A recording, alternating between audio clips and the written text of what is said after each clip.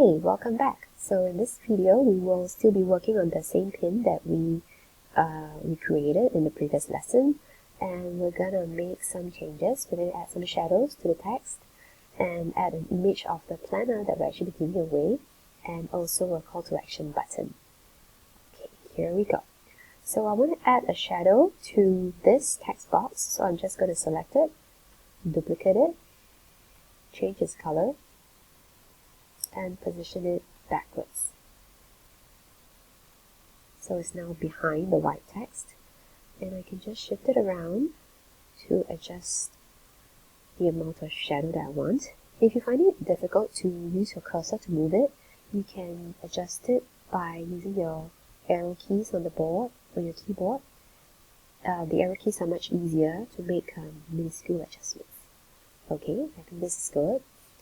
So what I'm going to do now is, okay, so if I want to select the text box that is behind, it's kind of hard to select it because these two text boxes are so closely aligned with each other. So the trick is, if I want to select the layer behind, I'm going to click here, press Ctrl or Command, and click again, and then that will be selecting the layer that is behind. See, there you go, that's the layer that is behind, okay? So using this trick, I'm going to show you one more time. Now that there are three layers, the smaller text, the big white text, and the black text at the back. So I want to select the black text at the back. I'm going to click in the middle, Command or Control, and click again. Sorry, click, Command, Control, click again. That's the white text, Command, Control, click again. That is the black text at the back. Okay, so when you press Command or Control with a click, you're actually selecting the layer that is behind the image. Okay, now one more good trick to learn is using the Shift and Alt keys to select a number of items at the same time. So I'm going to select this. This is actually the white text that I'm selecting, okay? And I'm going to press Alt and Shift together and click on this. So right now I've got two text boxes selected together, which means I can actually adjust their sizes at the same time. Okay, or move them around at the same time without having to worry about realigning them again. And if I want to choose the shadow text as well, okay, then I'll just press Ctrl Shift again and click on that. Yep, so now I've got all three text boxes grouped together and I can move them. Okay, so the minute I click off, they're just going to be separate entities. Okay, so if I want them to be really grouped together, let's do it again, Alt Shift, select. Sorry about that. Okay, Alt Shift, select.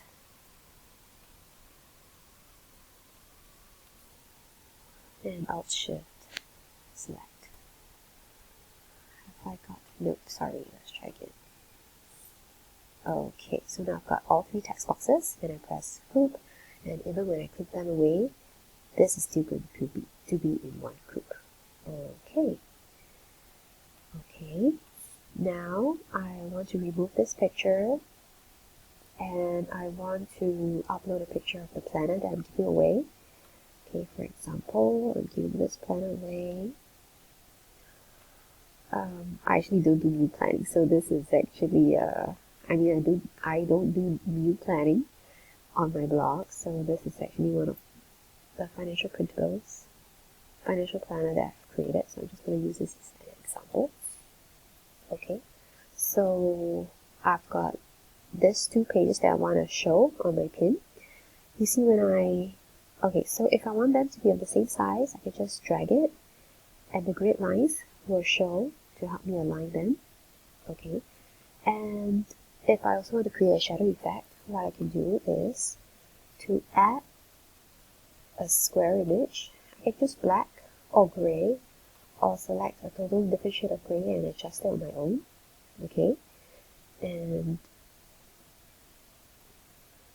I should move it backwards and resize it.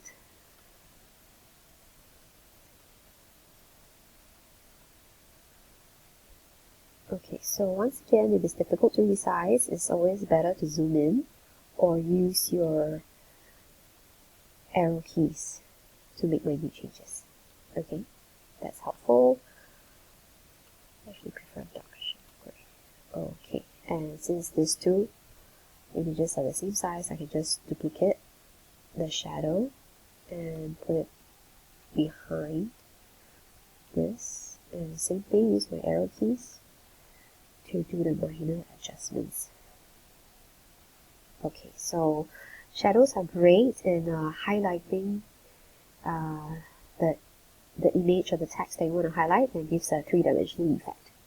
Okay, so let's zoom out to the smaller pin so you can see the big headlines and the pictures of the planner that I want to give away.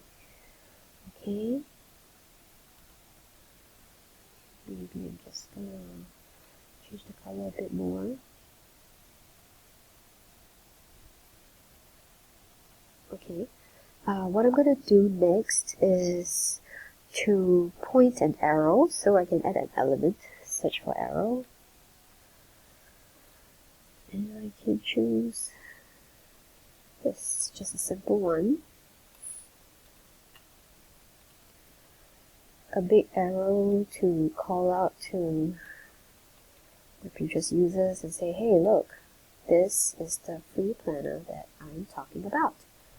So I'm going to ungroup this, move this down, and get their attention to this free planner. Okay, so that's one way of pointing out something on the pin to make it a little bit more eye-catching. Okay, so the arrows pointing to my planners, and I'm just going to drag a box across these two planner images and the shadows behind, and group them together and adjust the size, okay, to make it bigger. Okay, and I want a call to action button, so what I'm going to do is use elements again.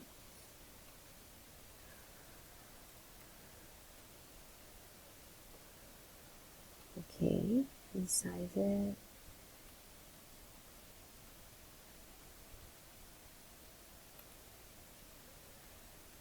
Choose this color.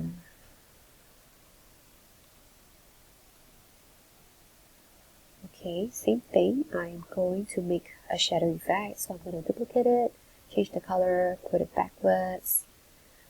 Okay, just going to adjust it downwards. So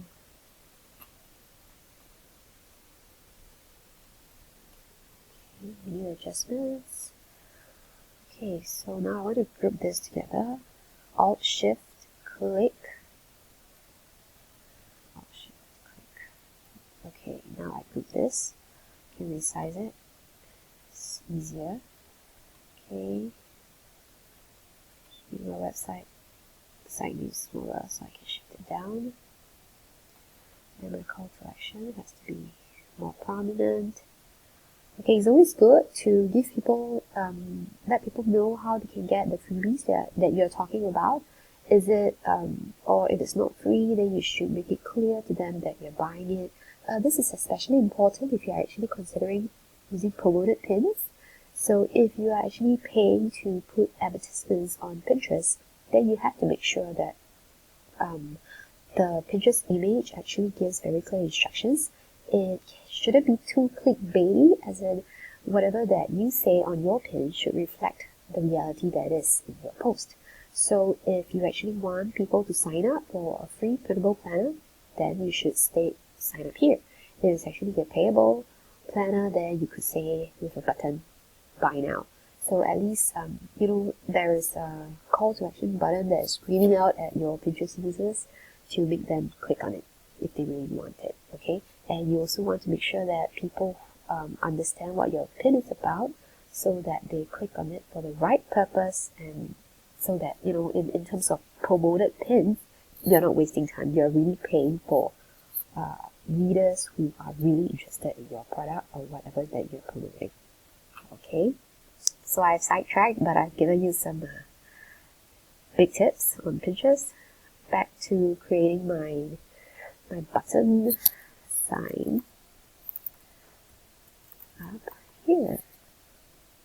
Okay, so this is easy. Just adjust the text, make it bold, choose whatever font that you want.